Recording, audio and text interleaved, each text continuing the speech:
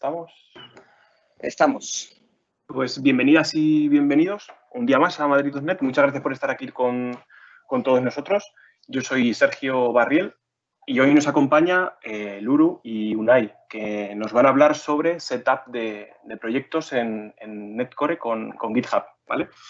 También estoy con Luis Fraile y vamos a estar llevando el apartado de preguntas que podéis ir haciendo desde Q&A, ¿vale? Y como siempre, si queréis dar una charla en cualquier momento, si estuvieseis interesados, podéis poneros en contacto con nosotros y lo dejamos todo organizado, ¿vale? Y nada, pues Luru, Unai, os cedo la palabra, ¿vale? Vale, nada, buenas tardes a todos. Muchas gracias una vez más por aguantarnos en este meetup. Bueno, me presento, yo soy Unai Zorrilla, soy desarrollador en el mundo.net y hoy conmigo pues tengo la suerte de que estén Luis Ruiz, más conocido como Luru, y Luis Fraile, más conocido como Luis Fraile. Que, bueno, pues entre los tres intentaremos, la idea es un poco ver cómo hacemos generalmente el setup de nuestros proyectos de .NET Core en GitHub, qué tipo de prácticas seguimos, cómo lo solemos montar, cómo resolvemos problemas de yo qué sé, versionado, creación de paquetes, build determinísticas, builds o pipelines, que lo veremos más con Luis Fraile, y bueno, cómo generalmente organizamos estos proyectos en GitHub, sean proyectos open source o sean proyectos sin más de .NET Core que podéis ir utilizando repos privados de vuestra empresa, de vuestra compañía, en lugar de Azure DevOps o similares herramientas. Nada, antes de empezar me gustaría simplemente recalcar un poco lo que ha dicho Sergio. Yo creo que mis compañeros también piensan lo mismo, invitar a más gente a participar en los meetups. Se hacen online, igual quita un poquito más del miedo presencial. El otro día se engañó, yo creo que a Pablo Nete para dar una charla. Y bueno, cuanta más gente haya un poquito diferente, cuanto más promovamos un poco la diversidad, pues creo que es mucho mejor para todos que estar siempre viendo a las mismas cabezas, que se les agradece, no obstante, pero seguir viendo las mismas cabezas en todos los eventos. ¿De acuerdo? No sé, Luis, Luru, si queréis hacer alguna nota antes de empezar. No. Nada, solo confirmar lo que has dicho, que a ver si se anima a más gente. Vale. Bueno, Luis Fraile nos ha dejado en el grupo de Madrid.net, tienen un repositorio de GitHub, una cuenta de GitHub, y se ha creado este repositorio que se llama Meetup GitHub Setup. Será el que usemos hoy, ¿vale? Es el que tenemos aquí clonado. Vosotros os podéis ir clonando este repositorio, ¿vale? Vais al clone, lo copiáis, hacéis un git clone y os clonáis este repositorio y podéis, al mismo tiempo que vamos subiendo nosotros y vamos probando cosas y demás, podéis ir viéndolo y haciendo lo mismo. Fijaros ya además con la nueva interfaz de GitHub, para la que, bueno, a algunos os gusta más y a algunos os gusta menos, ¿verdad? Bueno, pues si eso empezamos. Generalmente lo que vamos a hacer es crear un poquito de código. Evidentemente no vamos a hacer demasiado, pero sí vamos a crear un par de proyectos, los vamos a dejar en este repo, vamos a ir subiéndolos y vamos trabajando en cómo solemos hacer esto, ¿vale? Lo primero que vamos a hacer es crear una solución, que le vamos a llamar, por ejemplo, Madrid.net. No sé si me podéis confirmar si veis bien la línea de comandos o no, si se ve el texto bien o no. Se ve bien, pero la puedes hacer incluso a lo mejor un pelín más grande si quieres. Vale, ¿así? ¿Os parece? Sí, perfecto. Vale, entonces ya tenemos el archivo de solución creado y ahora pues lo que solemos hacer es crear las típicas carpetas de SRC, los tests donde metemos los tests y, bueno, una carpeta build que nosotros solemos utilizar pues generalmente para guardar, yo no sé, ficheros de Docker Compose o ficheros de dependencias o cualquier cosa relacionada generalmente con artefactos que necesitemos para la build y demás. Una vez que ya tenemos este archivo de solución, pues lo que vamos a hacer es crear un nuevo proyecto. En este caso vamos a crear una librería de clases que, por ejemplo, se llame Awesome Library, ¿vale? y la vamos a dejar, pues en este caso, en esta carpeta que hemos creado SRC, Awesome Library, ¿vale? Entonces, sin más, hacemos este proyecto, el path lo tenemos aquí, que es más o menos lo que queremos, y una vez que el proyecto ya lo tenemos, lo que hacemos es agregarlo o linkarlo, digamos, a esta solución que habíamos creado antes, directamente usando su CSproj.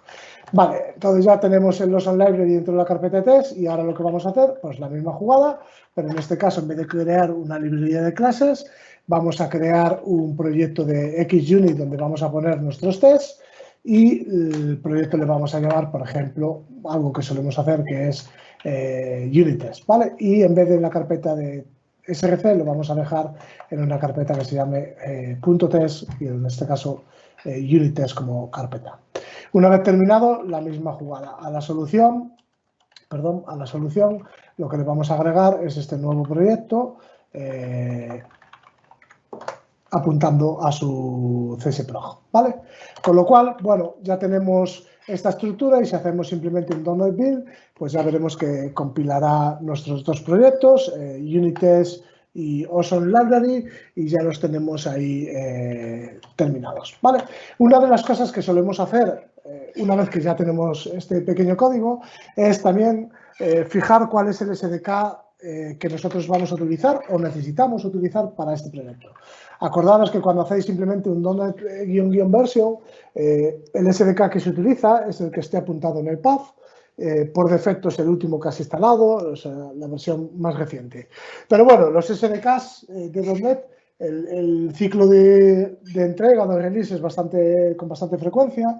Y bueno, puede que los SDKs te quedes obsoleto relativamente pronto. Y es posible que nos interese fijar un SDK en el que nuestra solución funciona, en el que nuestras herramientas funcionan y demás. Y para eso, en .NET, pues tenemos una cosa que es un fichero que se llama global.json, que es este fichero que tenéis aquí, que lo podemos crear con .NET New exactamente igual que el resto de proyectos, y si os fijáis, básicamente lo que nos sirve es para especificar esta versión del proyecto, ¿vale? Repito, generalmente en todos los proyectos solemos fijar esta versión y cuando te descargas, pues automáticamente te avisa de que no tienes el SDK que se pide y que deberías instalártelo. Más adelante veremos también qué tipo de scripts y qué tipo de técnicas utilizamos para instalar estos SDKs que se necesitan, ¿vale? La siguiente también herramienta habitual, por ejemplo, en un proyecto, imaginaros que necesitamos pues, trabajar con Entity Framework y necesitamos migraciones y necesitamos usar esa línea de comandos de NetF, pues lo ideal es que también tengamos un mecanismo para que podamos decirle a quien se descargue ese código de una forma rápida que se instale todas las tools que nosotros necesitamos en este proyecto. Repito, puede ser .NETF, por ejemplo, si se trabaja con Entity Framework, pero podría ser .NET Counters, .NET Debug, .NET Trace o cualquiera de las tools que se necesiten. O, bueno, tools de Microsoft o evidentemente tools externas. No mucha gente sabe que existe una cosa que se llama el Tool Manifest, lo mismo con .NET New lo creamos. Tool Manifest es una forma de tener un fichero que nos permite especificar precisamente cuáles son estas herramientas que nosotros utilizamos. Si os fijáis, cuando hicimos el .NET New Tool Manifest, se ha creado un directorio nuevo que se llama .config. Si entro en este directorio, veréis que hay un fichero que se llama .nettools.json y si miramos este fichero, pues simplemente aquí lo que vamos a tener es un pequeño JSON donde vamos a poder especificar cuáles son las versiones de las herramientas y las herramientas que necesitamos tener. Imaginaros que necesitamos, por ejemplo, .NET Tool EF install .NETF, ¿vale? Que es la línea de comandos de Entity Framework en .NET. Si ahora vamos a este directorio otra vez y volvemos a hacer un cat de este fichero, veis que ya tenemos especificado aquí que para trabajar en este proyecto pues vamos a necesitar tener estas herramientas instaladas. Con lo cual, cualquiera cuando se hiciera un pull, lo único de este repo de GitHub, lo único que tendría que hacer es .NET Tool Restore y automáticamente se le restaurarían todas esas herramientas que nosotros tenemos especificadas en este fichero de Tool Manifest. ¿De acuerdo? Vale. Oye, una cosa también, recalcar que podrías también tenerlas a nivel global, las tools. Sí, en este caso las podemos instalar de forma global. La diferencia un poco es el facilitar al que se descargue este código de que sepa cuáles son las que tiene que tener instaladas. Si te la instalas global, pues tú tienes que saber que te instalas esa herramienta. Yo si me bajo, por ejemplo, este repo, cuando vosotros os bajéis este repo, hagáis un pull, hacéis un simplemente .NET Tool Restore y automáticamente todas las que tengan ese manifiesto se van a restaurar sin que tú sepas que tengan que ser, cuáles son y cuáles se necesitan en realidad para poder funcionar con esta solución. Vale, esto compila y demás, vamos a abrirlo con code y bueno, fijaros, esto es un poco la estructura que hemos estado comentando, el fichero, la carpeta test con nuestro proyecto de librería de clases y nuestro proyecto de unit test con ciertos elementos. Aquí, bueno, Luis, hay ciertas cosas con las que generalmente tenemos que jugar cuando tenemos múltiples proyectos, que son el versionado un poco de estos paquetes y sobre todo cuál es la versión del framework que utilizamos, si esto es un NetStandard 2.0, 2.1, etcétera, ¿no? Generalmente es algo con lo que tenemos que lidiar y tenemos que hacer cosas para mejorar un poquito la experiencia, ¿verdad? Eso sería lo que llamamos el nugget gel, ¿no? Sí, eso es. Entonces, generalmente para arreglarlo lo que solemos hacer es crearnos un pequeño fichero que se llama directory.build.props, ¿vale? Que es un fichero especial que MSBuild reconoce automáticamente, no hace falta que lo registres en ningún lado, simplemente con que tengas este fichero pues es suficiente. Es un fichero de MSBuild, por lo tanto la nomenclatura que se usa en un CSProg, de empezar con un proyecto, property groups, item groups y todo este tipo de cosas, es lo mismo que podemos aplicar aquí. Y bueno, lo que solemos hacer es pues establecer propiedades comunes generalmente a nuestros proyectos, como por ejemplo quiénes son los autores o quiénes son, no sé, la compañía que desarrolla el proyecto y también cuáles son las dependencias que tenemos en esos elementos, ¿vale? Entonces, primero vamos a trabajar esas dependencias y después iremos metiendo pues más elementos. El primero es que podemos importar nuevos ficheros de MSBuild por el hecho de que dividamos cosas, ¿no? de que dividamos responsabilidades y que llevemos a cada uno de los ficheros. En este caso, fijaros que voy a suponer que hay una carpeta build y que hay un fichero que se llama dependency props, entonces este fichero lo puedo crear aquí y lo primero que vamos a hacer es pues lo mismo, la típica estructura de project, item group y property group y lo que vamos a definir es bueno, qué versiones de SDKs vamos a utilizar y qué versiones de NetStandard y demás vamos a utilizar, ¿no? Entonces, me puedo crear dos variables aquí, por ejemplo, Netcore App Version, y puedo decir que esto es una Netcore App 3.1. Y me puedo, por ejemplo, también Standard Version, por ejemplo. Esto sería NetStandard 2.1 o 2.0, vamos, lo que hayamos decidido que es lo conveniente. Entonces, hemos simplemente creado un par de variables en este fichero dependencies.props y variables que vamos a poder utilizar, ¿vale?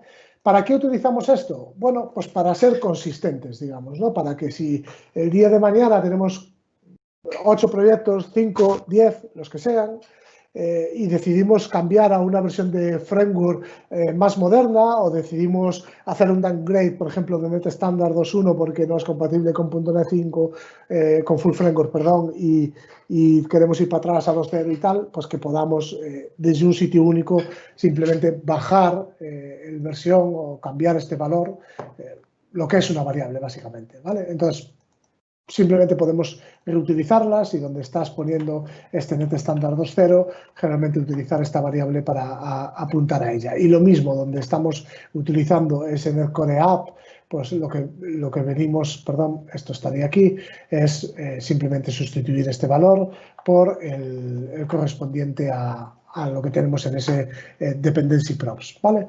Si hacemos... Volvemos aquí y no he metido la pata, que yo soy muy de meter la pata, y hacemos simplemente un .NET Build. Fijaros, algo me va mal, en principio no compila. Cuando te sale este tipo de error de folder name, no sé qué, no sé cuánto, eso es porque algo no está yendo bien, ¿vale? Es más que probable que no haya guardado los ficheros y por lo tanto el problema fuera simplemente que tuviera cosas a medias. No, vamos a verlo. Directory. Te falta cerrar el props al final, el import. No está cerrado el elemento. Falta la barrita al final. Muy bien. Esto es el import project, lo tengo así. El dependencies yo creo que está bien dentro de un property group tal cual. Vale, entonces volvemos aquí y hacemos ese .NET Build. No. Import project, ¿no? Esto está bien. Build, la carpeta build, dependencies props. Y esto está dentro de un property groups, con lo cual debería, yo creo que estar bien, ¿no? Esto le puedes poner un label, pero aquí de esto no es, ¿no? El default SDK versions, por ejemplo. Lo voy a llamar project property group. No, esto está mal. Es project group y es property group, ¿vale? Esto está mal escrito. Con esto hay que tener un poco de cuidado. También os digo, generalmente tampoco solemos reaprovechar y copy-pastear ciertas cosas para meter la gamba como esto. Vale, ahora ya está bien, ya compila, con lo cual, bueno, ya hemos dado el primer paso, que es simplemente sacar a variables este tipo de valores, ¿vale? Hay un tema más, que tenemos estas paquetes aquí, ¿vale? En este caso el proyecto de unit test tiene unas dependencias pues, con Coverlet Collector para la cobertura del código, con XUnit, con los runners de Visual Studio, incluso con el SDK del framework de tests de Microsoft que estamos utilizando. Claro, eso es lo que decíamos que era el Nugget Hell, básicamente, porque que vas a tener bastante CSProj, una solución normalmente empresarial, o cuando haces un proyecto mensual vas a tener muchos proyectos y vas a tener dispersas estas versiones por muchos proyectos. Y al final lo que pasa es lo típico, ¿no? Que muchas veces o la gente está acostumbrada a irse a Visual Studio a hacer un Manage Package from Solution, pero si lo haces sobre Project, pues tal vez actualizas una versión, imagínate, de Newtonsoft en un proyecto, en otro la dejas y al final vas a tener un chorro ahí de warnings de compilación diciendo que tiene versiones diferentes, que cojo la última, que cojo tal, es un poco lioso, ¿no? Eso es. Y sobre todo también por la consistencia, ¿no? Eso es. De que cambies en uno y que de repente uno use la versión de XUnit, pues no sé, la 2.4.0 y después en otro, pues que te lo has creado después, use la 2.4.1 y después empiezan a salir warnings de aquí estás usando Newtonsoft 12.2, pero este está referenciando el 9.0, vamos a hacer un upgrade, vale, y todo ese tipo de cosas. Vale, en realidad hay otro fichero también especial, aparte de Directory Props, que se llama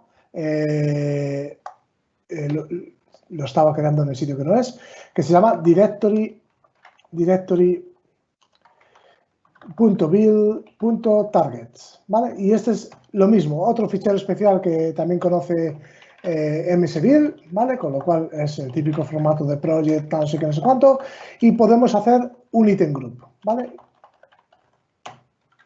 Item group, muy bien.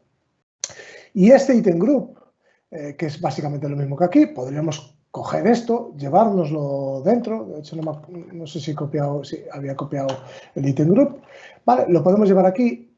Y el único cambio que vamos a hacer es que en vez de un include, vamos a hacer un update, ¿vale? Y vamos a simplemente decir que cuando alguien esté referenciando un paquete de Microsoft Net SDK, Test SDK, que haga un update a esta versión. Y donde tenemos nuestro fichero normal, lo que vamos a hacer es eliminar la especificación de esta versión. De tal forma que cuando tú en tus proyectos vamos a referenciar estos paquetes, pero le vamos a quitar la versión. Y esta versión se va a quedar solamente en este fichero. Y ya vamos a poder compartir, digamos, estas versiones por los diferentes ficheros. ¿De acuerdo?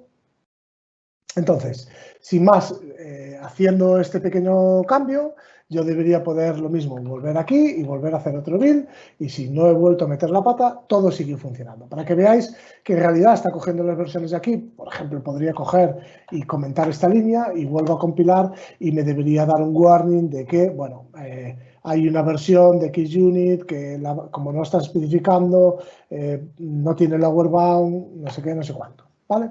Simplemente el típico warning cuando, bueno, no se especifica la versión. Entonces, digamos que esta es la primera parte que ya la tenemos funcionando. Otra cosa que solemos hacer en nuestro Directory Build Props es incluir propiedades por defecto, ¿vale? Sería la metadata común, ¿no? La metadata común del proyecto. Eso es. Por ejemplo, ¿qué se te ocurre que podamos meter aquí? Hombre, pues lo que siempre añades en los proyectos, ¿no? La compañía, los autores, el repositorio URL, el package project URL, toda esta cosa que al final, si haces paquetes, pues vas a querer compartirlo, ¿no? Eso es. Vale. Básicamente, lo que acaba de decir Luis, es un poco de metadata común que nosotros podemos aplicar a todas las librerías, ¿vale? Pues lo mismo que ha dicho él, desde el autor, que es lo que acabo de poner antes, la compañía, incluso, yo qué sé, la versión del lenguaje de C# que estamos utilizando. Vamos a poner, por ejemplo, preview, porque somos muy modernos nosotros, la version, ¿vale? Y cerramos. Entonces, lo que estamos haciendo aquí es simplemente aplicar estas cosas comunes que yo hubiera tenido que ir uno por uno poniendo aquí, pues el autor y repitiendo este valor entre todos los diferentes proyectos, pues ya voy a tener un sitio único donde ponerlo y que se use, ¿vale? Guardamos, vamos a compilar para ver que no hemos metido la pata con nada. Muy bien. Y ya lo tenemos guardado, ¿vale? Este sería, digamos, hasta aquí, pues tendríamos básicamente la configuración inicial que nosotros solemos utilizar para nuestros proyectos. Pero hay, y Luis lo ha comentado ahora, hay una serie de cosas también importantes cuando hacemos librerías y cuando las publicamos en Nuget y demás, que es importante hacer.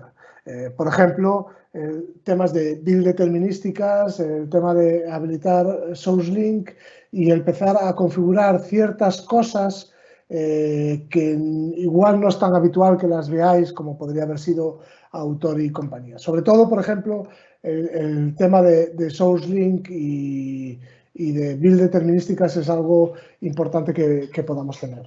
Luis, no sé si quieres explicarles o compartir un poco qué es un source link, por qué es importante y demás antes de empezar. Vale. Básicamente, a ver, source link. Puedes compartir tu pantalla, ¿vale? Sí, ahora comparto si quieres con Valea. Primero voy a explicar si quieres qué es source link, ¿vale? Básicamente source link es una, pues eso, es una, digamos, podríamos llamarlo tecnología, ¿no? Agnóstica del lenguaje y demás, que lo que permite es habilitar a los desarrolladores a depurar código fuente, digámoslo de alguna manera, de paquetes que están en Nuget, ¿vale? Entonces, eso lo que hace es que le dota a una serie de herramientas, por ejemplo, en este caso podría ser Visual Studio, que el depurador puede introducirse en el código fuente, ¿vale? Lo cual da una buena experiencia cuando estás bien haciendo troubleshooting, o sea, mirando errores que puedas tener con librerías o comportamientos anómalos, perdón. O incluso nos sirve para poder investigar código fuente de proyectos sin tener que hacer los que, vamos, yo levanto la mano el primero, que lo he hecho muchas veces, de clonarme el repositorio de código fuente de turno de GitHub y añadírmelo a un proyecto, ¿vale? Para tener que depurar y ver por dónde se mete el código, ver lo que hacía. Con lo cual, la verdad es que eso, desde mi punto de vista, es una buena experiencia y ayuda bastante. ¿Vale? Entonces, voy a compartir y os voy a enseñar cómo lo tenemos en Valea y un poco más o menos cómo funciona con Visual Studio, ¿vale? Voy a compartir mi pantalla. Decidme, por favor, si veis todo bien. ¿Se ve mi pantalla? ¿No se ve mi pantalla? No, creo que todavía no se ve tu pantalla. Ahora sí. Ahora sí. ¿Se ve bien? Yo sí, si alguno no la ve bien, ponérnoslo en el Q&A y se lo vamos diciendo a Luru, ¿vale? Vale, perfecto. Pues mirad, básicamente lo que vamos a hacer, nosotros, como sabéis, en Sabaril hacemos varios proyectos open source. Pues yo creo que el más archiconocido es SPN Core Health Checks, que tiene miles de descargas, pero bueno, tenemos otras cosas como Skio, que es un framework de feature toggles, y Valea, que es un framework de autorización para SPN Core.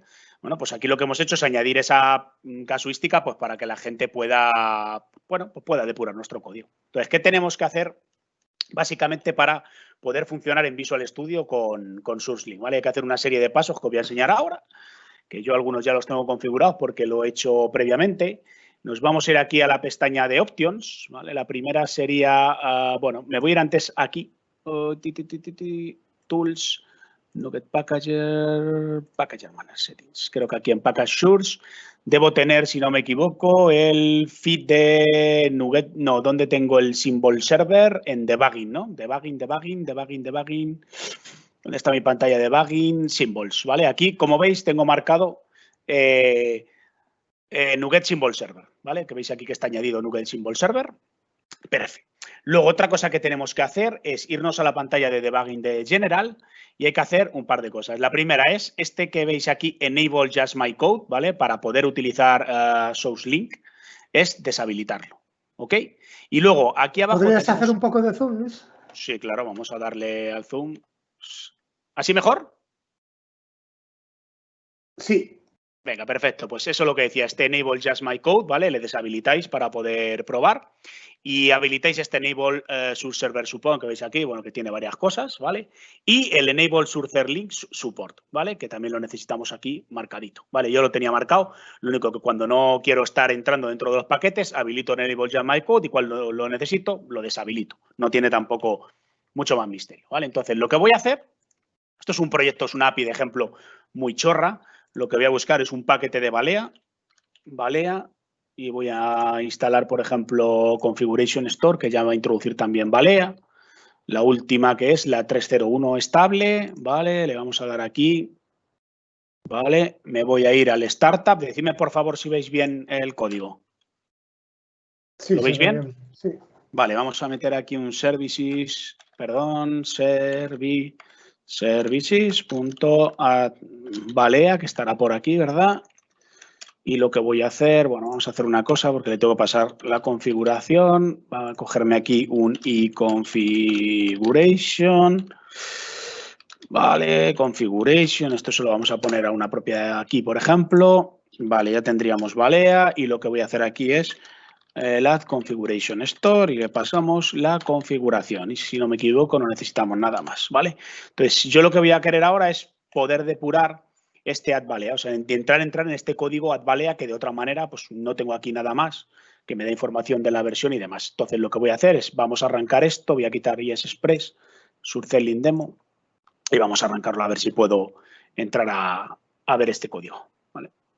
Tardará un pelín porque es la primera vez que la arranco, es una demo que ya tenía creado solamente el proyecto.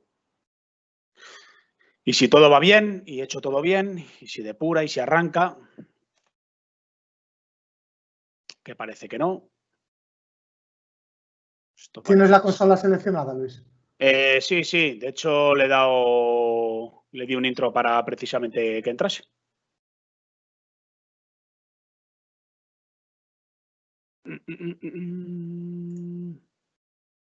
No sé por qué no quiere ahora.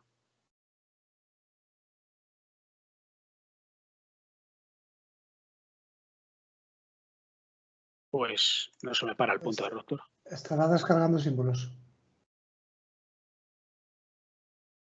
Es lo que iba a decir, que lo mismo está descargando símbolos. Sí, Dependiendo pero de cómo estés con la red. No, pero si te das cuenta, normalmente también lo pone abajo, pero si os dais cuenta, aquí estaba con Ready, por eso es lo que me ha desconcertado un poco. Espera un segundo. Vale, lo que está descargando ahora es todos los símbolos. Estoy por 4G. Porque si estuviese con la wifi de mi madre, pues acabamos la demo Aquí mañana por la mañana. Lo que tenéis también una cosa es el tema de la caché de símbolos que también podéis configurar. No me he dado cuenta antes si lo has enseñado, Luru, en la configuración. No sé si lo he enseñado, ¿no? External, a ver. No, en Tools Options, Ahí está, ¿vale? Tools Options. Tools, que no veo. Tools Options, Symbols. Y ahí tienes una caché de Ahí símbolos. tienes Sí, la símbolos. caché de Ahí símbolos. está la caché de símbolos. Vale, entonces, si está todo bien y Balea nos deja, veis aquí que me salta la pantalla y me dice, oye, ¿quieres descargar el source y continuar con el debugging? Le digo, pues sí. Descarga el source de Balea y como veis ya estoy dentro del código de Balea. Entonces, lo bueno es que ya podemos empezar a ver, bueno, pues que tiene este services, qué cosas va añadiendo la librería y demás, cómo hacemos el builder de Balea. Podría entrar aquí, descargarme este symbol server y entrar aquí. Pues vemos que aquí descargamos un etc. Podría entrar en el Configuration Store. Se descargarían los símbolos del Configuration Store y, bueno, podríamos depurar luego el código de Balea y demás. Y como digo Balea, pues digo cualquier paquete que proporcione símbolos. Yo creo que para mí esto es un must-have que deben tener todos los proyectos open source. Es algo de verdad tremendamente útil y, sobre todo, no solamente para proyectos open source. Imaginaros que vosotros en vuestra empresa estáis haciendo un repo core común donde tenéis, pues bueno, pequeñas piezas de infraestructura que dais soporte a los desarrolladores para tener una manera común, pues yo que sé, acceso a datos o como lo Sí. queráis llamar. Lo primero es que todos esos paquetes, lo digo porque esto lo vemos en muchos clientes muchas veces, esas pequeñas piezas de código, más que tener un repositorio, deberéis tener un feed de paquetes Nugget y hacerlos como paquetes Nugget. Sí que es cierto que eso lleva a una cosa extra con respecto a un repositorio, entonces es muy bueno empezar con un simple repositorio y luego ir pasando eso a paquetes. Y una vez que hacéis paquetes, ya sean públicos o privados, el source link es un must-have. Eso es. Y bueno, no sé, Unai, ¿nos enseñas si vemos cómo se configura? Vale, perfecto. En el paquete, bueno, aquí veis que se ha quedado esto descargando símbolos, pero bueno, que tampoco tiene más misterio. Ya tendríamos el otro punto de ruptura y arrancaría nuestra app, ¿vale? Vale. No sé si podéis ya ver mi pantalla. Sí. Vale, el truco un poco de lo que ha hecho Luis, fijaros, vamos a coger aquí, por ejemplo, esta librería que ha cogido él, ¿vale? Vale, esta es una herramienta Nuggets Package Explorer, muy típica que utilizamos un poco para ver estas cosas. Entonces abrimos esto, ¿vale? Bueno, lo voy a hacer así, voy a hacer un poco de zoom para que veáis. Fijaros aquí dónde están los trucos. Bueno, en primer lugar, porque veáis esto en rojo, ¿vale? Esto es algo nuevo. De hecho, si os fijáis aquí, está un to be defined para la siguiente versión del MS Build, que ahora estamos en 16.6 y que será para 16.7, que igual en algún otro momento comentamos, ¿vale? Pero el truco de esto, de lo que ha explicado Luis, es tener estos dos parámetros, source link y deterministic builds, a true, ¿vale? Básicamente, como funciona source link es gracias a la información que hay dentro de ese paquete de NuGet con respecto a cuál es el repo y cuál es el commit en el que ese código se ha generado. Es decir, es capaz de irte aquí y irte a un commit en concreto, ¿vale? Irte a un commit en concreto, que es este que está marcado, y poder ver para ese commit, digamos, cuáles son los ficheros que se correspondían ahí, ¿de acuerdo? Esa es la parte interesante, es decir, escoger este commit, ir a la lista de commits, y bueno, ahora no veo los identificadores, pero este es el 4420 y algo, que estará bastante atrás, supongo. En algún momento por aquí lo veríamos, y digamos que entrarías en ese commit y se te descargaría la versión de los ficheros que tienes en este commit, que eso es básicamente metiendo ese identificador dentro de la URL. Es un poco cómo funciona esto. Entonces, básicamente, lo que tenemos que hacer es que a ese paquete de NuGet le entre información de cuál es el repositorio, si es un repositorio de Git, si es de DevOps, si es de GitHub, o es de DevOps, o es cualquier otro, porque hay para otros diferentes, y bueno, cuál es la URL del repositorio, cuál es el commit y toda esta información extra que tenemos que andar poniendo en ese elemento. Entonces, eso es lo que vamos a intentar hacer. Mientras tanto, para que se os descargue, podáis descargar hasta aquí, digamos, hasta esta versión de la demo, vamos a simplemente comitear en el repo esto, first meetup iteration, ¿vale? Y vamos a hacer un push. Vamos a dejar este código descargado, subido, perdón. Ya os podéis ir bajando vosotros, por si queréis a partir de aquí probar lo mismo que estamos haciendo nosotros. Vale, entonces, ¿qué vamos a hacer? Bueno, pues vamos a meter esos parámetros, ¿vale? En vez de tener que escribirlos todos, ya los tengo escritos y lo que voy a hacer es ponerlos por aquí. Fijaros, ¿qué vamos a hacer? Meter la información de la URL del proyecto y del repositorio de ese proyecto, que se corresponden con esta URL, que es la de, en este caso, el repo que estamos configurando, ¿vale? Esto ya lo tenía copiado de otro, simplemente venimos aquí, lo ponemos, venimos aquí, lo ponemos, entonces ya tenemos la información de cuál es el repositorio, queremos publicar la URL del repositorio, queremos incluir símbolos, queremos incluir el formato de los símbolos, tiene que ser SNUPKG, es decir, este es el formato de símbolos, en este caso de Nugget, y tiene que incluirse este fichero al lado del package para que, digamos, los símbolos estén guardados en Nugget. Y también tenemos que incluir este embed tracked sources, que ahora hablaremos, o Luis y yo os explicaremos un poquito qué es lo que en realidad hace ese parámetro y por qué lo necesitamos. Lo siguiente, para tener builds determinísticas, es, bueno, que en cada build, digamos, indicar que vamos a hacer un despliegue de este paquete y por lo tanto, bueno, pues que tenemos una build determinística. Tenemos una build que es capaz de volverse a generar con la información de ese repositorio, esos símbolos, etcétera, etcétera. ¿Vale? Generalmente esto no lo tenemos así. Generalmente esto, si vamos a ese repo de Balea o de Skio o cualquiera, lo tenemos de esta manera.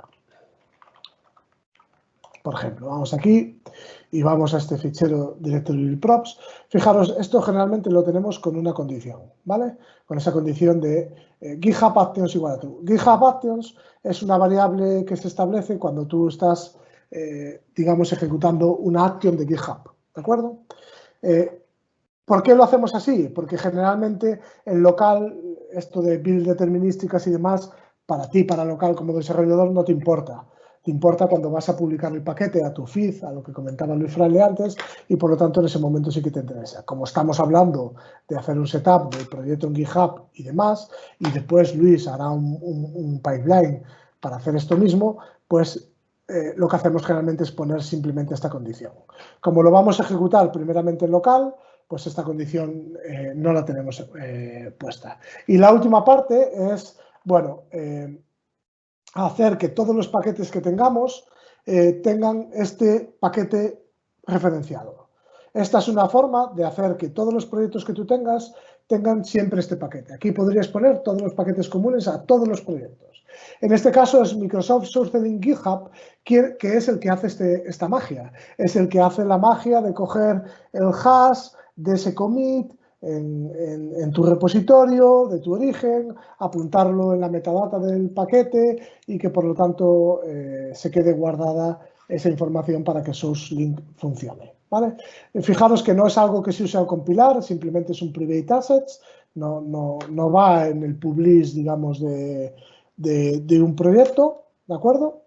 Y demás. Igual que tenemos Microsoft SourceLink GitHub, pues vais a tener Microsoft, si vamos a un NuGet Package Explorer, por ejemplo, y lo buscamos directamente desde aquí, por ejemplo, simplemente por tener algo, si buscamos Microsoft SourceLink, fijaros que lo vamos a tener pues para Azure Repos, para GitHub, para GitLab, para Bitbucket, lo tenemos para diferentes tipos de herramientas de gestión de código. ¿De acuerdo? No solamente para GitHub, lo tenemos para otros muchos. En este caso, como estamos hablando de GitHub, pues simplemente lo vamos a poner para GitHub. Y para terminar, vale, y esto es un pequeño workaround, en el SDK de 3.1 hay una cosa que no funciona muy bien, que es que cuando se compila un proyecto con .NET Build, todas estas propiedades que andamos poniendo en el directory build props, como el autor y la compañía, antiguamente eso todo lo teníamos en un assembly info. Y si os fijáis, esos ficheros assembly info ya no existen. ¿Por qué? Porque todas estas propiedades, repito, de tipo autor, compañía, versión y cosas que andábamos poniendo en esos proyectos, todas esas cosas que andamos poniendo en esos proyectos se generan automáticamente en la compilación, ¿vale? Entonces, ese fichero que se genera de forma externa debería incluirse en esta información de SourceLink. Y hay un pequeño bug y esa no se está incluyendo, ¿vale? Es la pequeña putada, pero no se está haciendo. Y esta cosa que estamos poniendo aquí, digamos que solventa ese bug. Aquí os dejo un enlace para que después os descarguéis de la especificación de ese issue en SourceLink y demás. Vale, me falta un pequeño detalle. Bien, hay propiedades que son comunes, pero hay propiedades que, por ejemplo, yo que sé, la 1.0.1, esta es la versión por defecto, hay propiedades que son específicas de cada paquete, ¿vale? Esto y la versión, ¿vale? Que podemos poner aquí. This is the description for the awesome library, ¿vale? Fijaros, estas son propiedades particulares, en este caso de Awesome Library, que solemos tener y poner, ¿vale? Digamos que con esto ya tenemos la parte de builds determinísticas y demás, ¿vale? Ahora la vamos a ejecutar y la vamos a ver. Hay una pequeña cosa que no hicimos aquí, vamos a ponernos la línea de comando y vamos a hacer un explorer punto para ver esto, y que es algo también que solemos hacer con bastante asiduidad, que es incluir ficheros para compilar en local sin tener que tú ejecutar la línea de comandos y para hacer alguna cosa que comentamos antes.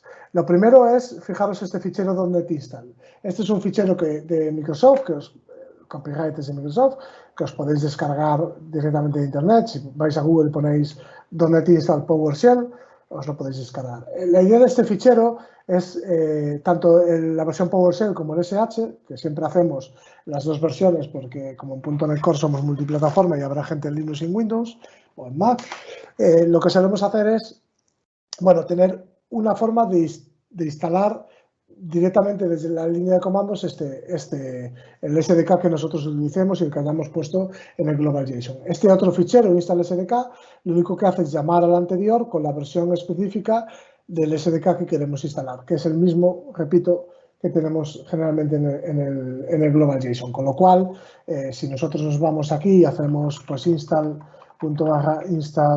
-SDK y lo ejecutamos, bueno, pues me dice que ya lo tenemos instalado, ya lo tenemos en el path, pero repito, alguien se lo puede descargar directamente desde cero, lo instala y simplemente funciona. Y para terminar, el último fichero que solemos poner es este build ps1 y el correspondiente otra vez build sh para Linux, que lo único que hace es ejecutar todos los tests de forma automática, compilar, ejecutar los tests y además en este caso hace el .NET Pack del proyecto de librería que nosotros tenemos. Entonces lo llevamos ahí, hacemos un clear y hacemos simplemente un build.ps1.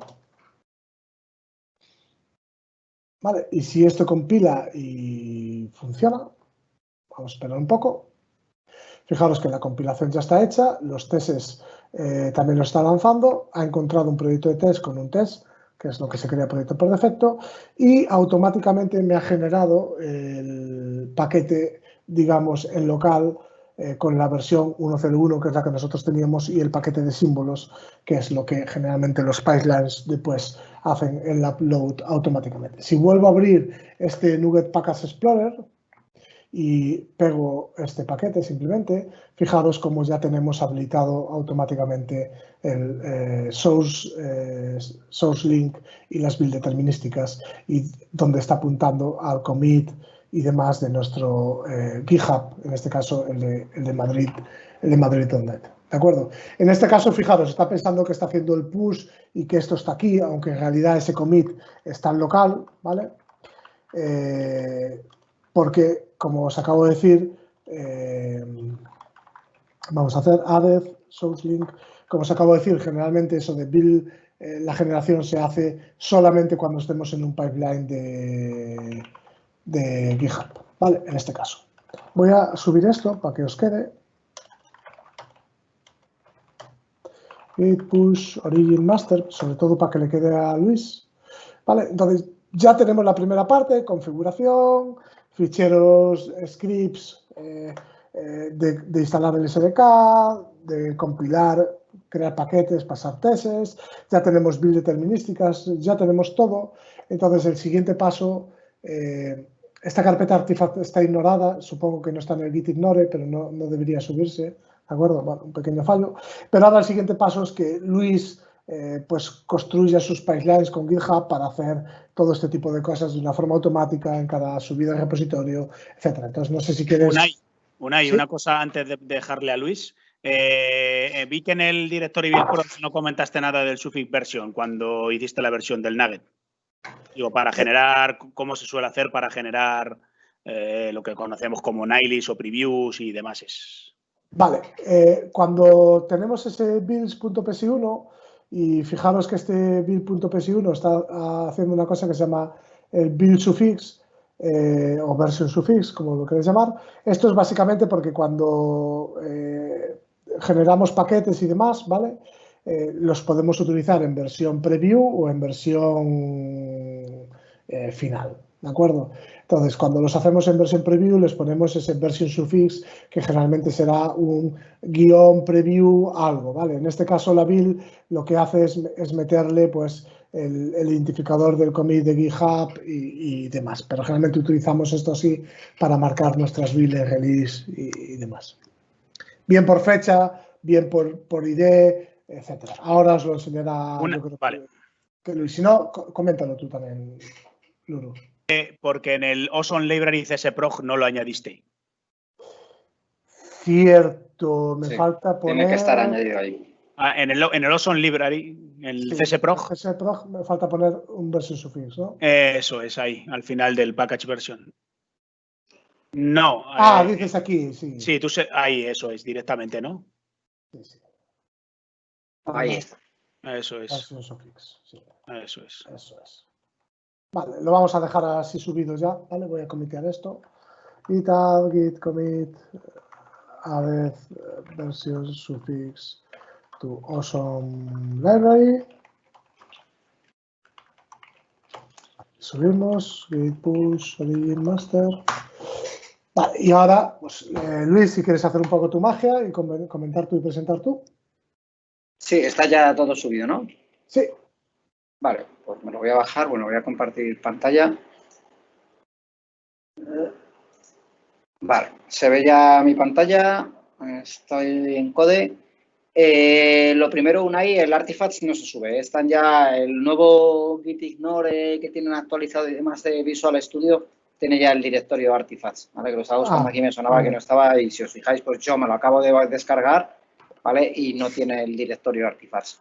Perfecto. Entonces, bueno, más allá de todo lo que ya han comentado, que es mucho, realmente la parte de pipelines es un poco continuación de la turra que ya venimos dando desde siempre de integración continua que hacíamos con Azure DevOps y demás.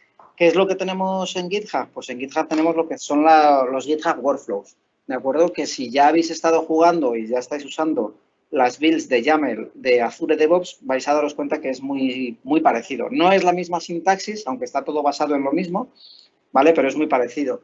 Entonces, lo primero que tenemos es, nosotros tenemos aquí nuestro repositorio. Yo podría venirme también, por supuesto, a GitHub, de acuerdo a mi repositorio y empezar a trabajar desde aquí, porque tenemos aquí la parte de Actions, que me permite, incluso con plantillas, decirle, pues oye, quiero hacer el setup de este workflow. O bien, si yo ya tengo el conocimiento, bueno, veis que hay un montón de workflows por aquí, incluido Netcore Desktop. Que yo sepa, no hay ninguno de Netcore Package, que es lo que vamos a usar realmente, que es crear un pack. Pero lo podemos crear fácilmente. Hay un par de cosillas que tenemos que saber. Y es que la primera, todos los GitHub, igual que en Azure DevOps, sí que realmente podríamos poner los YAML en cualquier sitio. En GitHub lo que tenemos que crear es un nuevo directorio que se llama .github. Uy, perdón, me ha faltado el punto. Que este sí que se sube al repositorio, ¿vale? Sabemos que el directorio .git que se crea no es un directorio que se suba al repositorio, ¿vale? El directorio GitHub sí que es un directorio que se sube al repositorio y que tenemos que crear en él un nuevo directorio por debajo que se llama Workflows, ¿de acuerdo? Y a partir de aquí, si nos fijamos, por ejemplo, en Skio ya tenemos... Ay, perdón, he abierto el que no era. En Skio, que ya tenemos uno, pues lo que tenemos aquí es, en este directorio, que vamos a ir creando ahora, todos nuestros ficheros de YAML.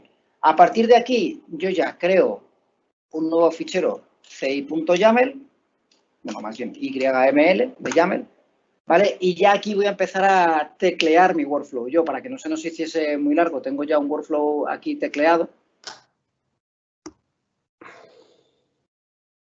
que os voy a enseñar. Vale, entonces, ¿qué cosas tenemos por aquí? Lo primero que veo es que aquí me falta una indentación, ¿vale? Lo primero que tenemos es un nombre de workflow, ¿vale? Que es el nombre que después cuando veamos los listados va a aparecer. Esto me lo está sacando así, pero no sé muy bien, yo creo que se está liando con la sintaxis de Azure DevOps, ¿vale? Entonces, lo primero que tenemos es un nombre y luego le tenemos que decir cuándo queremos que se ejecute este workflow.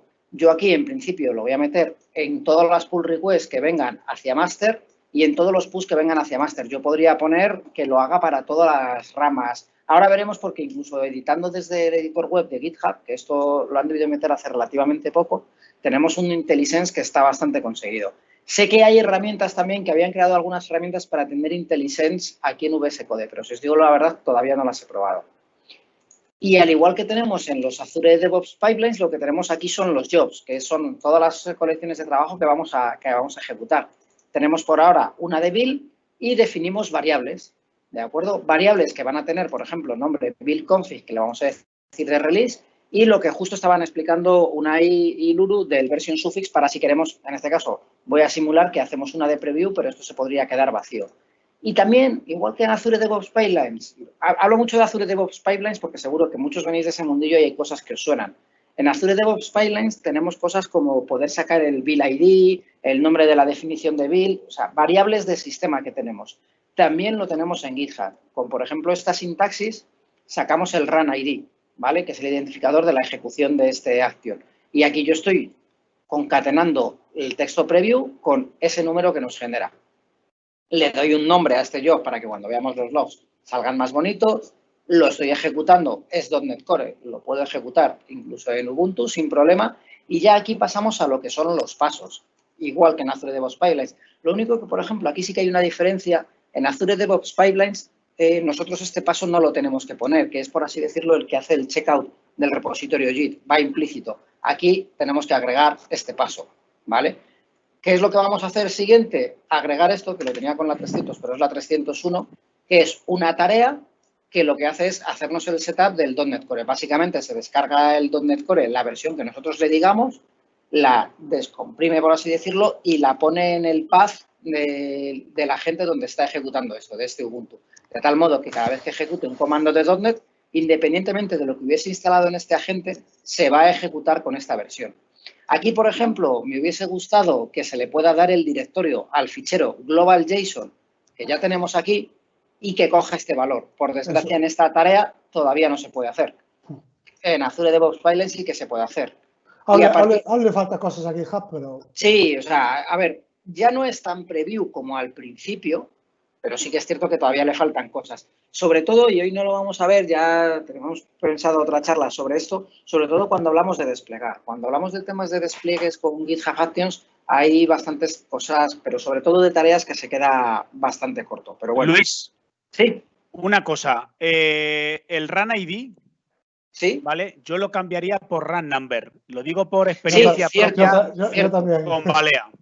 Igual sí, estaría bien que comentaras el porqué, Luru. Sí, bueno, básicamente es que me encontré una cosa puñetera. La cosa es que genera números muy grandes.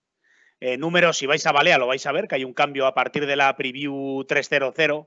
Vais a ver que pasamos de tener una preview con 93, 23, 05, 60 a 301-preview 30, 32, 33, que es el run number. Básicamente porque como hace la ordenación alfabéticamente, pues ¿qué pasó? Que me empezó a generar, digamos, como una versión. O sea, la 29 para él, que era cuando lo cambié la anterior, me ponía todavía que la 93 era mayor para él por la ordenación numérica. Sí. Como nos habíamos pasado en el rango de tamaños, llega un momento en que no tiene en cuenta ese número tan largo, sí. Y la verdad es que fue una cagada, pero bueno. De hecho, estaba viendo que lo tenemos en Esquio, creo, en alguna todavía con el... Debería estar bien. El tema es que Run ID es el... Este es un number... Run ID es el... Ves, ahí está mal, por ejemplo, la Nightly. Run ID es el identificador de todas las builds de GitHub. Todas las builds de GitHub.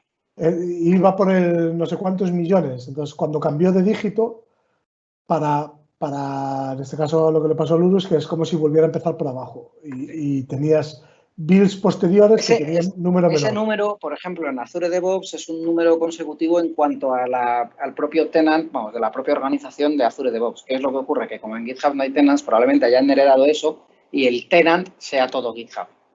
Pero vamos, es una suposición mía, ¿eh? Buen número, run number, buena apreciación, Luru. ¿Vale? ¿Y qué es lo que vamos a hacer ya? Pues ejecutar tareas, ¿de acuerdo? Ejecutamos, por ejemplo, aquí veis que no estamos ejecutando una tarea. Cuando nosotros ejecutamos una tarea, le estamos diciendo el uses, ¿vale? Tareas que ahora veremos de dónde salen. Aquí, como lo que estamos ejecutando es una línea de comandos, simplemente lo que ponemos es name, que es el nombre que va a aparecer en los logs, y lo que nosotros queremos ejecutar. Aquí estamos usando también una variable, como por ejemplo esta de release. Entonces yo aquí pues haría el .NET Build de la solución, .NET Test, ¿de acuerdo? Para ejecutar mis tests unitarios también, y el .NET Pack que veíamos que me genera antes el paquete. ¿Qué es lo que tenemos aquí? Lo que precisamente hablaban antes, bueno, tenemos include source, include symbols para todo lo que hemos visto antes, e incluso le podemos pasar el version suffix para que cuando genere el paquete, ¿de acuerdo? Pues le meta ese version suffix. Entonces yo con este fichero ya creado, que lo que me puedo venir aquí es grabarlo, y si lo he hecho bien,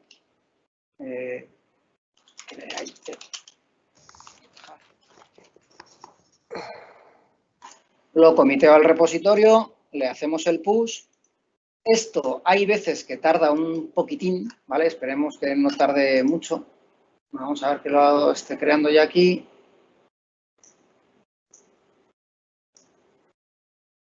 Vale, ya ha creado el workflow. Si nos volvemos aquí a Actions, fijaros, ya está ejecutando, pero algo ha fallado, pues vamos a ver qué ha fallado. Tabulación de ese Sí. version suffix, ¿no?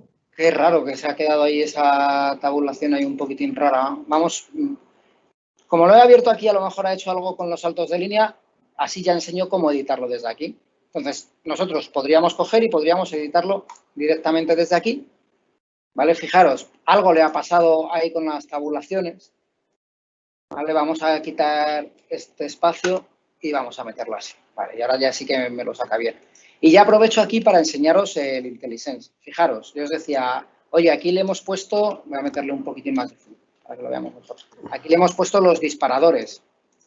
Vamos a quitar un momentito este cachito de código, pero fijaros que yo puedo empezar a escribir on y ya me va saliendo aquí todos los tipos de disparadores que tengo, ¿vale? Y que puedo configurar. Cosas desde el push, como hemos dicho, como un schedule, que luego veremos en algunas de las de Skio, para decirle una expresión cron de tiempo, para decirle, oye, ejecútamelo todos los días a las 12 de la noche, ¿vale? Voy a volver aquí a estos. Aquí en la build, pues también yo puedo irle poniendo, puedo ir viendo todo el IntelliSense de todo lo que quiero, incluso igual que hacemos en las de Azure DevOps, que tenemos una charla por ahí, una y yo, que le pasábamos un contenedor, ¿vale? Pues aquí yo le puedo poner el services. Algo he debido de copiar con los tabuladores mal y se han quedado ahí un poquitín para allá. Pues podría poner services, container, ¿vale? Y podría ir metiendo todo aquí. Por ejemplo, aquí en una de las de Skio lo que tenemos metido es que arranque un contenedor de SQL Server para nosotros ejecutar las pruebas funcionales, ¿de acuerdo? Pero básicamente tenemos aquí todo el IntelliSense. Y lo que os decía, las tareas. Vamos a borrar líneas que sobran, que no sé por qué las ha metido ahí. ¿Vale? Las tareas. Nosotros tenemos aquí un montón de tareas, de cosas de Netcore, por ejemplo. ¿Vale? Esta de Setup Netcore, si la vemos, fijaros que es la que yo he metido aquí. ¿De acuerdo? Entonces yo puedo siempre copiar este cachito de código, venirme por aquí donde lo quiera meter. Le voy a corregir. Ya os digo que algo tiene mal en las tabulaciones, pero vamos, que lo corregiremos ahora. Y aquí ya puedo empezar a meterle todos los parámetros y todas las tareas. Aquí no solo tenemos que meterle tabulaciones aquí. Algo se ha quedado ahí con las tabulaciones que no le está gustando nada. Luego lo corrijo para dejároslo bien. Fijaros que aquí en las tareas, ¿vale? Tenemos cosas como Netcore, pero también podemos desplegar. Si yo miro tareas de Azure, pues podemos desplegar Azure Web Apps, Azure Login. Podéis incluso publicar vuestras propias tareas. Nosotros para Skio tenemos tareas de Skio. El versionado de tareas no es el ideal porque tienes que tener distintas tareas para distintas versiones. Por ahora. Yo creo que está hecho peor que Azure DevOps. A ver, lo irán corrigiendo. Y siempre tenéis aquí la documentación. Entonces, una vez que termines de trabajar con él, pues puedes inicializar el commit. Voy a ser original con el comentario. Lo podríamos committer directamente a la rama master, crear una nueva rama y empezar una pull request. Vamos a committerlo directamente a master. Y si ahora ha ido todo bien, pues no ha ido todo bien. Hoy no le está gustando nada. Algo, al copiar y pegar de algún sitio se ha debido de quedar algo mal. Vamos a ver si lo limpio. Aquí, por ejemplo, Azure DevOps es bastante más inteligente porque cuando te deja ejecutarlo manualmente, te avisa de los errores de sintaxis. Pero yo aquí ya no veo ninguno más.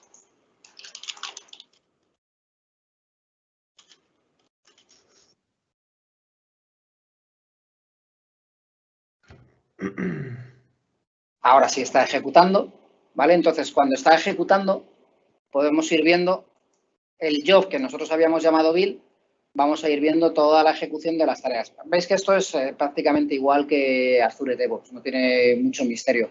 Pues ahora está haciendo el setup, hace el checkout de todo el código fuente, empieza a hacer lo que os decía, de que se descarga. Realmente lo único que hace es descargarse el .NET SDK, ¿vale? El .NET Core SDK, lo descomprime y lo mete en el path que tenga, y cuando estás ejecutando los .NET Build, pues te los está ejecutando ya con esa versión del .NET Path, perdón, del .NET SDK. Aquí hemos ejecutado las pruebas y aquí estamos haciendo el empaquetado, que nos ha dado un error, probablemente porque la ruta la tenga La ruta mal. no está bien, sí.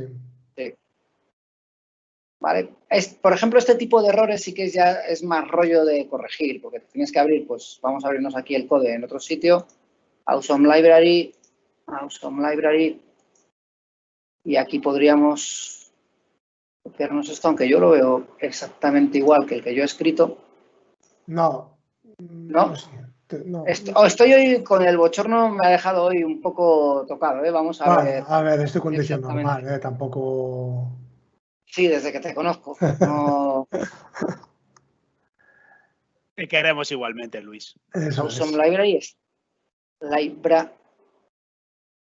Library pone library. Sí, ya lo he visto. Te queremos igual, Luis.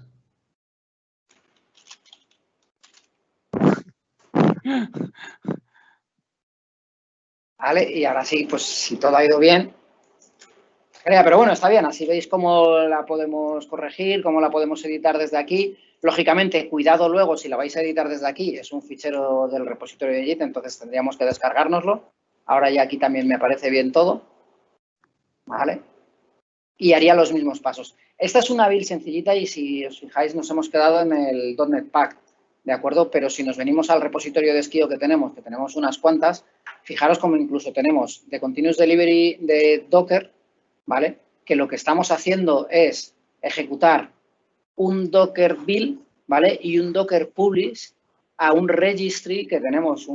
Este caso era el de ACR, sí, el uno que tenemos en Skio, en una suscripción de Azure, pero que es lo mismo. Básicamente aquí lo que estamos haciendo es, tenemos un job en el cual ejecutamos el publish de una imagen y después con este otro job lo que estamos haciendo es desplegar un Azure App Service que usa ese contenedor Docker, ¿vale? Que hemos compilado antes. Aquí incluso estamos haciendo cosas como pasar de valores secretos, que se configuran. Yo aquí no tengo los permisos, tendría que verlo con la cuenta global, pero tenemos settings, lo podemos ver en la mía, ¿vale?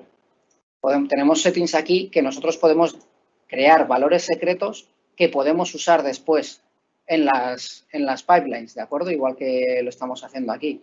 Entonces, aquí se pueden hacer un montón de cosas entre tareas o simplemente con ejecuciones de línea de comando. Como os decía, lo importante también son los eventos que disparamos. Aquí lo estamos haciendo, fijaros, aquí ya se complica un poquitín. Cada vez que se haga un push de un tag que sea demo release asterisco, es decir, demo release -v1, por ejemplo, lanzaría esta release, ¿de acuerdo? Si vengo aquí a otra de Nightly, por ejemplo, tenemos lo que os digo, un schedule. Lanzamos un cron. Esta se lanza todos los días a las 6 de la mañana, horario UTC, si no recuerdo mal, ¿vale? Sí. Y además utiliza el feed de GitHub, que hay mucha gente que tampoco lo conoce, Luis. Perdón. No te Sí, que digo que para las Nightly, que solemos utilizar el feed de GitHub. Vale, dices la publicación, sí, lo que iba a enseñar ahora. En esta build que yo había creado aquí, simplemente, bueno, la que teníamos por aquí, yo simplemente estaba haciendo el .NET Pack. Aquí, fijaros, aquí lo tuvimos que hacer con un script de PowerShell porque había un problema bastante gordo con las tareas, pero aquí lo estamos publicando a un feed que es interno de GitHub para las Nightly builds, para las previews, que es el de Sabaril. Y fijaros, tenemos aquí todo lo del version suffix. Sin embargo, esto es para una preview, que os digo, lo publicamos al feed de GitHub. Si nos vamos a la de release, ¿vale? Que la tenemos aquí en CD. Nosotros esta solo la ejecutamos cuando se hacen los push de los tags de release y aquí estamos haciendo todos los .NET Pack y demás y lo que estamos haciendo es publicar directamente a nugget.org, ¿vale? Para que todo el mundo pues ya acceda y pueda descargarse los paquetes de Squio. Estamos usando otro secreto que es la Nugget API Key para que no nos la copiéis y no publiquéis paquetes en nuestro nombre. Aquí, por ejemplo, estamos usando directamente el comando de .NET Nugget Push porque no había problemas. El problema, no me acuerdo ya Unai por qué era, pero era algo con el feed de GitHub. Sí, que el feed de GitHub con los duplicados y demás tiene problemas. Sí, cierto. Sí, que cada vez que si publicábamos un duplicado nos daba errores. Entonces, estábamos haciéndolo aquí. Pero fijaros que nosotros tenemos todas estas. Nosotros si nos venimos aquí a las acciones, ¿vale? Pues podemos ir viendo todas las que se han ejecutado. Tenemos cosas también muy interesantes que nos la enseñó Luru, como lo había hecho él en Balea, que tenemos un generador de notas de release. ¿De acuerdo? Cada vez que se cierra, y fijaros este otro evento, es cuando se cierra un milestone de GitHub, se ejecuta este job que no está compilando nada realmente. Lo que está haciendo es usar una tarea que creó la gente de Decathlon, que es una tarea que en vez de ejecutar comandos, lo que ejecuta es un contenedor Docker, que es otro modo de extensibilidad que tiene GitHub, y lo que estamos haciendo es generar una página de la wiki. Squio 3. Squio 3, sí. Estaba pensando cuál era. Que lo que va recorriendo va cogiendo todas las features que se han desarrollado, todos los bug fixes, toda la gente que ha contribuido y te genera esta pequeña página pues para que puedas ver cada issue que era y que puedas tener toda la trazabilidad. Entonces, no solo se trata, GitHub Actions no está concebido como un mecanismo de build o despliegue como se empezó con Azure DevOps. Aquí está concebido como un mecanismo de ejecución de automatizaciones que pueden o pueden no tener que ver con la compilación del código fuente. De hecho, si miráis en los workflows, de ejemplo, hay algunas que no tienen absolutamente nada que ver con código fuente y es, yo qué sé, ha habido gente que ha hecho proyectos hasta de IoT de enciéndeme la luz del despacho de mi casa cada vez que haya un push a master. Pues se puede llegar a hacer, ¿vale? Y está concebido como algo para automatizar flujos de trabajo. De ahí que pues tengamos todo este tipo de cosas. Esta tarea, porque realmente aquí, por ejemplo, no nos haría falta hacernos el checkout, ¿vale? Lo hemos heredado, por así decirlo, y la ejecución de cosas que nada tienen que ver con el código, sino en este caso con los issues de GitHub. Si volvemos aquí, pues aquí solo he creado este action. Podría crear un nuevo workflow que lo podría hacer desde aquí, pues podemos coger, por ejemplo, alguno que tengan de .NET Core. Veis que tiene un montón de automatizaciones, pues greetings, para que cada vez que se conecte un contributor por primera vez le des la bienvenida. Para que se pueden hacer cosas bastante locas, por así decirlo. Por ejemplo, a mí hay una que tiene puesta que cada vez que intento conectarme a un repositorio suyo me borra del repositorio. Eso es por salud. Por salud del repositorio. Eso es. Vale, fijaros, yo he hecho el setup de este workflow, me vienen aquí un montón de instrucciones de todo lo que hace este workflow y luego ya me da las recomendaciones porque dice, oye, push, pues aquí, cada vez que se haga un push a master, cada vez que se haga una pull request a master, que yo lo podría editar. Aquí me hace cosas como ejecutármelo a la vez con una estrategia, que esto es exactamente igual que en Azure DevOps, de compilármelo una vez en debug y otra en release. La verdad, yo no le veo mucha utilidad a esto, pero como ejemplo no está mal. Está creándome unas variables de entorno para que después podáis ver aquí en los ejemplos cómo está usando esas variables de entorno. Aquí, por ejemplo, hace un setup de MS-Build, que no sé muy bien por qué lo hace, porque con .NET deberían de poder compilar todo. No sé por qué aquí han tirado por MS-Build en vez de por .NET Build, pero bueno. Aquí incluso están firmando, que bueno, ¿cuántos de vosotros firmáis paquetes a lo largo del día? O sea, que esta es bastante completita. Pero podéis, mira, están generando hasta un paquete MSX sí, para instalar. O sea, que tiene bastantes cosas. Tenéis un montón de workflows que podéis empezar a inspeccionar. Yo os diría, oye, si tenéis repositorios de GitHub, empezad a explorar con todo el tema de las acciones porque la verdad es que vienen fuerte y aunque está todavía un poquitín en preview y hay cosas que tienen que mejorar, la verdad es que de cómo empezaron a cómo está ahora es una experiencia bastante agradable de trabajar con ella. Y con la extensibilidad, la verdad es que todavía les queda mucho, pero bueno, poco a poco también se va trabajando con ella. Es a donde se deberíamos ir, sí. Sí, bueno, el marketplace de GitHub, por si no lo queréis, porque me refiero, aquí lo estamos viendo en el contexto de una build, pero el marketplace podemos buscarlo aquí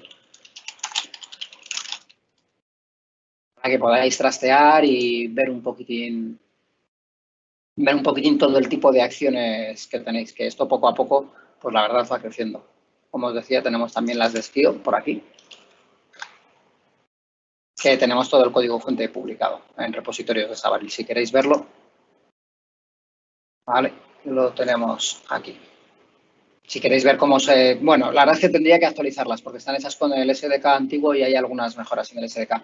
Pero aquí tenéis, por ejemplo, todo el código fuente de lo que es el ejecutar una acción de Skio, que lo que hace es invocar una API. Por supuesto, estas se pueden desarrollar únicamente o en Node.js o mediante contenedores Docker, y en el contenedor Docker ahí ya sí que podéis meter lo que os dé la gana. Y no lo sé si ha surgido alguna duda o algo más que me esté, porque ya os digo, estoy un poquitín espeso, si me estoy dejando algo de las actions, pero yo creo que no, así como no. Hemos acabado un poco antes, pero bueno, yo creo que le hemos dado un repaso. Sí. Queda el repositorio ahí, la charla grabada un poco para el que quiera volver a ejecutar esos pasos y demás. Sí. Os hemos pasado el repositorio en los comentarios, pero vamos, que veáis que lo tenéis Madrid.net, Meetup, GitHub Setup. Y bueno, nada, daros las gracias a todos, a Luru y a ti también por participar y por aguantarte. Por aguantarme. Y nada, otra vez repetir el mensaje de que se anime la gente a pedir participar y demás, que no seamos siempre... Sí, de verdad, cualquiera que queráis participar en Madrid.net, nos podéis escribir a Carlos Landera, Sergio Barriel, a mí, pero vamos, o incluso, oye, Unai, ¿tú tienes el contacto de Madrid.net? Pues Unai os dará el contacto de Carlos Landeras o de Sergio Barriel, no os va a dar el mío nunca, pero que vamos, que estamos abiertos a cualquier tipo de charla o cualquier tipo de propuesta interesante, como hacer mesas redondas con Teams. Todavía es un poquitín complicado, pero bueno, que si tenéis alguna idea de algo, una cata, por ejemplo, que ya hicimos también con Luru, cualquier idea es bienvenida. Vale, pues nada, lo dicho, muchas gracias, ¿no? Pues sí, nada muchas más. Gracias a todos y buenas tardes o buenos días o buenas noches, dependiendo de donde esté cada uno. Y de cuándo lo veas. Y de cuándo lo veas también. Esto queda grabado y luego lo subiremos al canal de YouTube de Madrid.net, ¿de acuerdo? Eso es. Muy bien, gracias, chicos. Nada, venga, gracias a todos. Hasta luego. Chao, chao.